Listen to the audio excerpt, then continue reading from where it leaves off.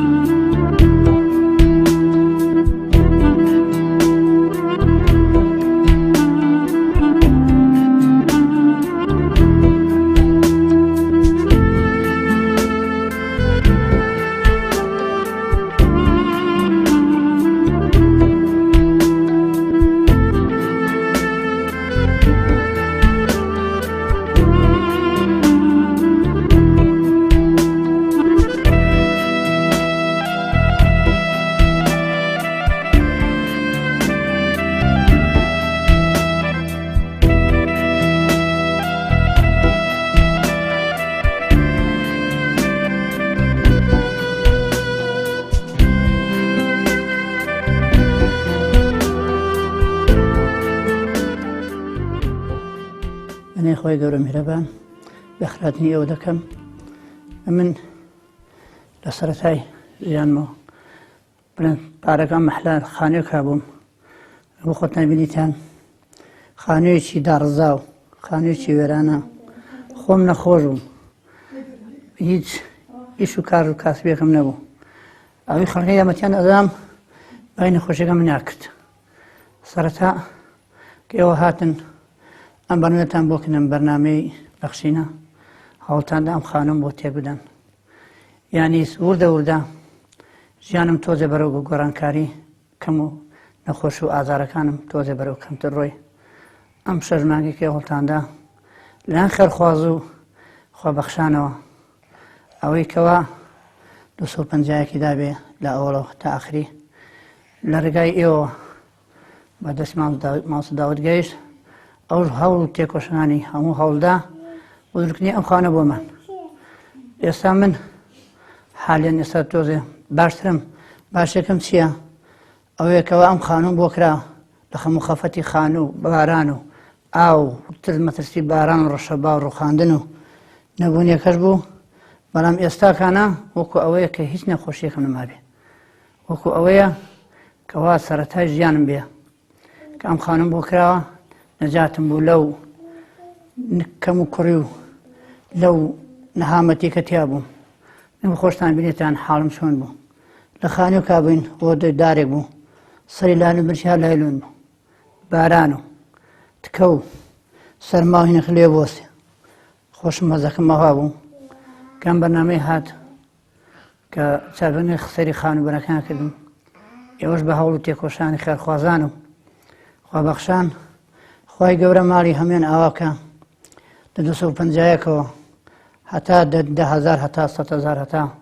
هەتا چەند توانیان بێ. خی گەورە دەزای خێران باتەوە لە ڕێگای ئێوە گیانیان بەدەست و ئێوەش لە ڕێگەی ماوسە داودەوە ماوسە داود هەموو هەوڵ تێکۆشانێکی خۆی هەموو عەزیەت و عەزابێکی خۆی پێوە خوارد پێ و عەزیەتی خوا زۆر کەوا توانی ئەم خانووی ئێمە دروستکە ئێمە لە خەموو خەفەت دەستگار بکات. ئەمە ئێستا من لە چاوجارانەوە حساب هیچ نەخۆشیێکم نەماوە. ئێستا لە خۆشیین خی گەورە دەزای هەمیان باتەوە، خی دەزای ئێوەش بداتەوە لەسەر خێر کە من حاڵەکەم ئەوە ئێستا باشم لەخوا بە زیاد بێ. دەستی ئێوەش خۆش بێ، دەستی بەرنامەی بەخشینش لە کارمەندانەوە هەتا دەگاتە ئاخرێ دەگاتە ئێوە خۆی گەورە دەزای هەموو هەمیان بداتەوە خۆی گەورە بیبێ بە چۆشی قیامەت بۆیان خۆی دەزای بە خێری هەموو خێرخوازێک و هەموو هەتا لە قسەیەکی خێرەوە هەتا لە قسەیەکی باشەوە نەک لە سەرت و سامانی خۆیانەوە بە منان سەرف کردووە دەرەگای ئێوە ئێمە زۆر مەمنونی ئێوەین خۆی گەورە دەزای خێری هەمووتان بداتەوە ئەم جەزای ئێوە کە بێمە نادرێتەوە مەگە خۆی گەورە بە ڕەحم و بەزەی خۆی لەگەڵ ئێوە بدا بێمە نادرێتەوە ئێمە ئەوەندەمان لەسەرە سوپاس و دوعای خێر بۆ ئێوە بۆ بەرنامەکردن بۆ مامۆستا داود بۆ هەموو خێرخوازان بکەین وڵی مامۆستا لە ژیانی پێش ئەم خانووی کە بۆم بکەن لە ١٩٩ ژیانمان گۆڕاوە لە ١٠٠ بڵێ ٩٩ لە هەموو ڕوویەکەوە لە ڕووی باران و سەرما و ڕەشەبا و لە ژوور ئەوەی کەوا تەلەمەمان دەچ بۆ مەکتەب دەهاتەوە بە لەشتە ڕێ شوێنێک نەبوو کە ویستی بێت یادانووسێ ئەوەندە وەزانمان خراپ بوو لەسەر وەزان چێکمان ناڕم بۆ تەمسە ماڵ باوکم بەخوا لەبەر بێجێی جێگان نەبخوێنێن خوێندنەکانمان بەڕاستی منداڵەکانمان هەر ئەوەتە دەیتوانی دوای مەکتەبەکە بکە نەبوونیە کەس بۆ وڵاتەشەوە بەس لەوەتی ئێوە کە هاتن ئەم خانووتان بۆکردنی ئێستا ژیانمان لە ١٩٩ گۆڕاوە خانوویەکی خۆش ژوورێکی خۆش سەرما و گەرمان نابینی چەند جارە بۆت سەر بە ئاوگیان بچیتا بۆ دەرەوە باران و شڕپەی ئاوی حەوشەکەمان خۆتان بینیتان چۆن بوو وەزێکی زۆر نائەموار زۆرێکی زۆر ناخۆش ئێستاکانە ژیانمان زۆر زۆر گۆڕاوە بەرەو خۆشی بەرەو چاکە بەرەو ئەوەی کەوا شەو و ڕۆژ ئێمە دوعا بکەین بۆ ئەو خێرمەند بۆوانێکەوە ئەو خێران کردن کە ئەوە 250 داوە لە ڕێگای ئێوە لە ڕێگای ئێوە مامۆستا داودش بە هەموو هەوڵ تێکۆشانی خۆی ئەوەندی هەوڵ بۆمان داوە مەسەرێکی کوردی مەرگەم کە بیکوژین چاکەی بدەین و چاکەیمان دەستمە بنادرێتەوە چاکی ئەو لەولا ئەوە بوەستێ خۆی گەورە دەزای خێری هەمووتان بداتەوە لە ڕۆژی قیامەتدا وەتان بۆ توێشی ناو بەهەشت و خۆی گەورە دەزای بداتەوە ئێستا ئێمە لە چاو جاران و بەرەم ژیانێکی خۆش خانوویەکی خۆش مناڵ نەسەرمایە بێ نەگەرمایە بێ چەند جاری میانێکمان بەهاتان نەمەزانێت چی لێ بکەین جێگەی شکمان نەبوو بەڕای ئێستا سەرمیانشمان بێ لەخوا بەزیاد بێەوە ئەوە شەو ژووری میوان هەیە ئەمە ژووری خەوتنی ئەمە ژووری ئەمە هەم ژوور دانیشتن هەیە ئێستا زۆر دڵخۆشین خۆی گەورە دڵخۆشی هەموو کەسێ بداتەوە بە قسەیەکی خێر بە یارمەتی بە هەموو شتێک بە چاکانی ئێوە بە خێرخوازی ئێوە و مامۆستا داود و هەموو موسڵمانان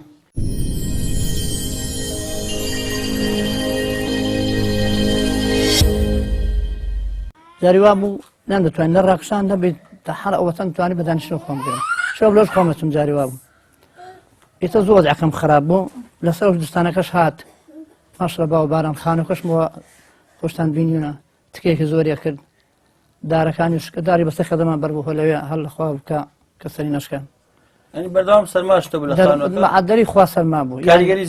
زیاتر شەی وا بوو لێرە ڕائدەکشان تکە داتە خوارە شوێنمان نەبوو جاری وا بوو دەڕەکەم هەر پێسە ئەلێجار بوو ئەوەندمان بەدەستەوە بوو ئەو نکەش دەبوو ئاو ئێستا وەزعمان زۆر خراپ بوو زۆر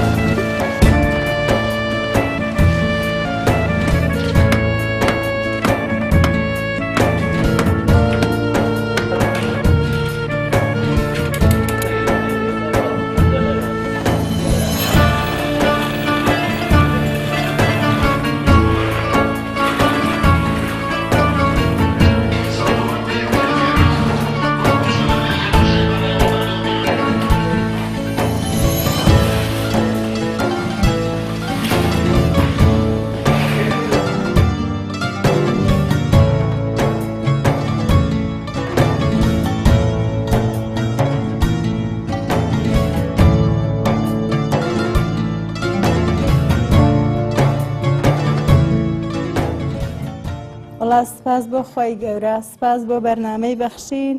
کە ئێستا حاڵمان زۆر خۆشە لە چاو کاتەوە لەو کاتەی بەرنامەی بەخشین ڕووی کردوتە ماڵمان سەردانی کردوین ژیانمان زۆر زۆر پێشکەوتووە. ئەو کاتە یەک خانۆ قورمان هەبوو، بن و بانی لایلۆن بوو، تکەیە کرد، ئیدارە گوزەرانی تیان نەبوو، بە 5 مناڵەوە تکەیە کرد، بە 2-3 فەرش ئەنجا پڕم کردبەوە، مێزی خەڵک، تەلەڤیزۆنی خەڵک، سپاس بۆ خۆی گەورە. ئێستا 2-3 ژووری تایە، ژوور میوانی تایە، 2 ژوور نووسین تایە، هۆڵی تایە، مساعیدە، متبەقە. سپاس بۆ خۆی گەورە بۆ بەرنامەی بەخشین کە هاوکاریان کردوین. ئێستا ژیانمان زۆر زۆر خۆشە، جێی خوێندنیان هەیە، جێی سەعیان هەیە، جێی خۆگۆڕینیان هەیە. بەڕاستی زۆر زەحمەت بوو لە ژوورێکە 7 نەفەر ئیدارەکە، پێویستیان بە خۆگۆڕین و بە دەرز و بە خەو و بە ئیسراحەت و هیچ شتێک نەبوو. ئێستا لەخوا بەزیاد بێ ئەتوانن بۆ خۆیان ئیسراحەت کەن، دەرس خوێنن. جێمان نەبوو، مناڵمان هەر بۆ چەند سەماڵ دەرس خوێنێ، تر زۆر دڵمان لە لای بوو. لەخوا بەزیاد بێ ئێستا هاتوۆتەوە ئێرە دەرزە خوێنێ. سپاس بۆ خوا ئێستا هاتوۆتەوە ئێرە بۆ خۆی دێتەوە ماڵێ. دوای تەواوکردنی ئەم خانوو هاتوۆتەوە ناوتان؟ ئارە وەڵا ئینشاڵڵا هاتوۆتەوە ئێرە. ئەوەش فەزڵی خوای گەورەیە کە هاوڕی لێداینەوە بەرنامەی بەخشین بوو بە هۆکاری ئەو نەعمەتە گەورەیە. ژوورێکتان هەبوو بە نایلۆن و شت ئامادەتان کرد؟ ئارە وەڵایی هیچ ژیانێکی تیان نەبوو، نە چەمەتۆ بوو، نە دیوار بوو، لالۆنێکمان پیادا بوو، چەشتم لە بنیا کرد، نانم لە بنیا کرد، تەنوور غازمانەمووی 10 ڕزا لە بن تکەوینە، تر مەترسیدار بوو ڕاستێکەی، پاک و خاوێن نەبوو. ئێستا زۆر پاکە، لە دەور خۆ چێشت لێنی غازی چاک، کەوەندە ڕشتی چاک، غازی چاک، مەتبەخی باش. ئارە وەڵڵای زۆر سپاس، دەستان خۆش بێ، ماڵتان ئاوا بێ. دادا و کاتەوە بزانم ئەشیا و کەلوپەلی ناماڵ شتی وەک پێویستان نەبوو؟ نە وەڵڵای شتە ڕزیوی خەڵک بوو ئەم کڕێەوە، بەو خوایە بە 50,000 ئەم کڕێوە، فەرشە کۆنەی خەڵک بووە ئەیاندا پێنیان ئەمان کڕێوە، غەسالە. ئێستا غەسالەی چاک، سۆبەی چاک، خوانەی بڕێ، دەستان خۆش بێ، ماڵی ڕێک و پێک، تەلەڤیزۆن، هەموو شتێکی پڕ و پوختە تا جێوبان، بەخوا تا کەوچکە چاشیان بۆ کڕێوین. خوای گەورە خێرتان بنووسێ. هەچی شتمان هەیە کۆنەی خەڵگەمان داتێ، داوا لە بەرنامەی بەخشینەکەین، لە خەڵکەکەین، یارمەتیمان دەن، هەمووی ڕزی و بۆگەن و پیسە خانۆکەمان، بەخوا بەدەست گەچمان پێداوە. ئەتر نازانم ئەو لایلۆنە پیاداوە لەبەر وردەدار و تەیر و توڵ نێتە خوارەوە، لەبەر تکە و پیسی. بەخوا ئەو تەلەڤیزۆنە هی خەڵکە، مێزەکە هی خەڵکە، بە ئامانە لامانە، فەرشەکە بە 50,000 کڕمە، چەند ساڵە داخێنەوە شانە و پیاوە دایپین.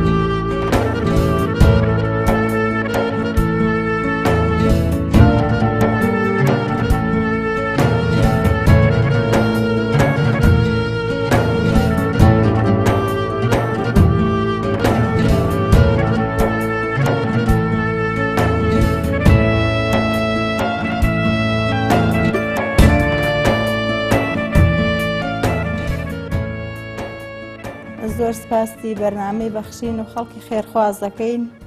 کە ئەم خانوویان بۆ ماوەی 5-6 مانگ بۆ تەواوکردین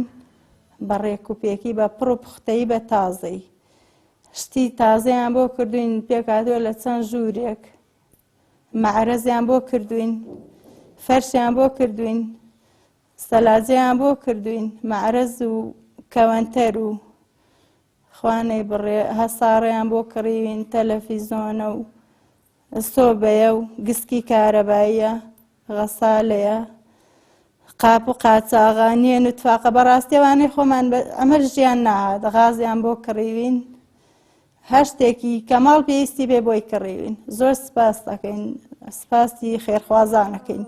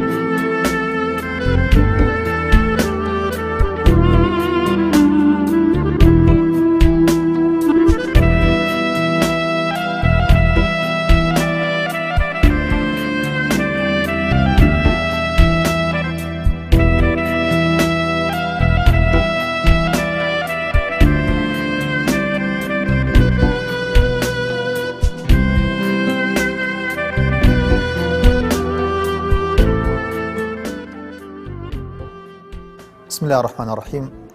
دیارە دەستگای خێرخوازی بەخشین لە شاری سلێمانی لە هەموو شار و شارۆچکەیەک نووسنگەی هەیە. ئیشی ئەم نووسنگانەش ئەوەیە کە لەو ناوچەی خۆیاندا بزانن چی ماڵێک هەژارە یاخود کەم ئەندامە یا منداڵی هەتیوە یا خاوەن پێداویستی تایبەتە یاخود ماڵێکە پێویستیان بە هاوکاریە بۆی کەوا لێی بکۆڵنەوە دواتر لە ڕێی بەرنامەی بەخشین هاوکاری بکردن.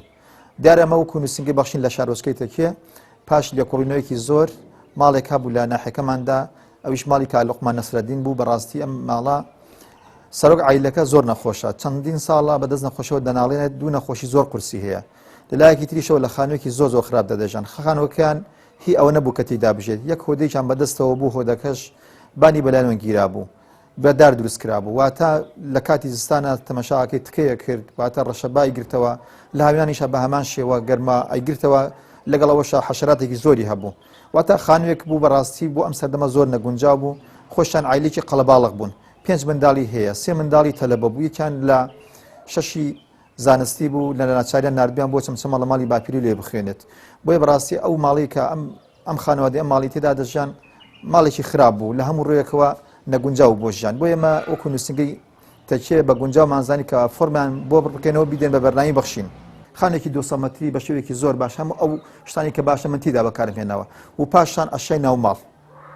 ئەوەی کەوا پێداویستە بۆ ناو ماڵ هەر لە کەوانتەرەوە هەر لە مەعرەزەوە هەر لە سەلاجەوە هەر لە تەلەڤیزۆنەوە هەر لە فەرشەوە هەم لە غەسالەوە هەم لە گسکی کارەباییەوە هەم لە قاب و قاچاغەوە لە کەوچکە چایەکەوە بیگرە تاکو و مەنجەڵ هەیمان بۆ کڕیونە سوپاس بۆخوا ئێمە توانیتمان لە ڕێخی خوازانەوە ژیانی ئەم خانەوادەیە بگۆڕین بەڕاستی من بۆ خۆم زۆر دڵخۆشم و ئەو خێرومەندانێکەوە خێران کردو با دڵخۆش بن ئەوەی کە بە 250 نەر مشارەکەی کردو بەشداری کردووە با نەتیجەکەی ببینێت بۆیە بەڕاستی ئینسان کە لە ژیانە دەژێت هەر ئەوە باشێکەوە خێرێک ئەکات دەستگیرەوەی ماڵێکی هەژار ئەکات سوپاس بۆخوا بەرنامەی بەخشین بۆتە چاوێک بۆتە ڕووناکیەک بۆ هەموو ئەو خەڵکانی کەوا پێویستیان بە هاوکاریە چونکە بەڕاستی ئینسان لە ژیانە سێرەکەی خوای گەورە تەمەنێکی پێداوە 60-70 ساڵ ئەژێت ئەوەی کە ئەیکات ئەوەی کە پێی دڵی خۆشە بەڕاستی ئەمانەیە چونکە بێتە توێشێ بۆ قیامەتی هەم ئەتوانێت لە ماڵە بە ئاسۆدی بخوێت چونکە زۆر کەسێ پارە سەرفەکە لە شتێکی لابەلایە بەڵام ئەو خێرومەندانی کەوا یارمەتی بەرنامەی بەخشین دەکەن و بەرنامەی بەخشینیش ماڵێک ئاوەدان دەکاتەوە عایلێک دڵخۆش ئەکات خانەوادەیە دڵخۆش دەکات ماڵێک لە خانوویەکی خراپە ڕزگار ئەکات با نەتیجەکەی ببینێت بەڕاستی جێی دڵخۆشیە بۆیە داوا لە هەموو ئەو خێرخوازان دەکەم دڵیان خۆش بێت بەو هاوکارایی کە ئیدەنە بەرنامەی بەخشین چونکە بەرنامەی بەخشین بەڕاستی دەستێکی ئەمینە دەستێکی ئەمینە ئێمە ژۆکو نووسنگەکان دڵنیا بنەوە لەوەی کەوا ئەو ماڵی کە هاوکاری ئەکرێت لە بەرنامەی بەخشینەوە ئێمە تحقیقی تەواو ئەکەین واتە بەدادەچوونی تەواو ئەکەین مستحقە بەوەی کەوا زەکاتی پێ بدرێت مستحقە بەوەی کە هاوکاری بکرێت ئینجا مایدینە بەرنامەی بەخشین سوپاس بۆ خوا کە ئێمە توانیتمان ئەم جارش لە شارۆچکەی تەکیە عایلەیەک دڵخۆش بکەین خانەوادەیەک ئاوەدان بکەین بۆی کەوا خانوویەکیان لە ڕوبەری 200 مەتریا بۆ دروست بکرێت بە تاوی پێداویستێکی ناو ماڵەوە بۆیە من دووبارە سێ بارە دەڵێم خوای گەورە پاداشتی هەموو کەسان باتەوە کەوا هاوکاری ئەم خانەوادیان کرد سوپاسی هەموو دوکانداران دەکەم کەەوە هاوکاریان کردین لە ڕێی کرینشتەکانەوە کە هاوکاریان کردن و خاتریان گرتوینە سوپاسی جیرانەکانی دەکەم و سوپاسی بەرنامەی بەخشینی دەکەن لێوە ئەزیێتان کێشاواتن بۆ نەحەکەی ئێمە و توانیتیانکەوە ماڵی لە ناحیتە چێ لە هەژاری لە نەبوونی لە نەداری ڕزگارکەن دڵیان خۆشکەن ئاوادانەکەن بۆی کەوا لە خانێکی خۆش دابژن سوپاس بۆ خوا کە ئێمە توانیتمان ئەم خانوە لێرە دروستکەین لەسەر ڕوبەرێکی دووسمەتی دەستی وەش خۆش بێ و ئەسەلامو عەلەیکم وەڕەحمەتوڵڵاهی وبەرەکاتوه.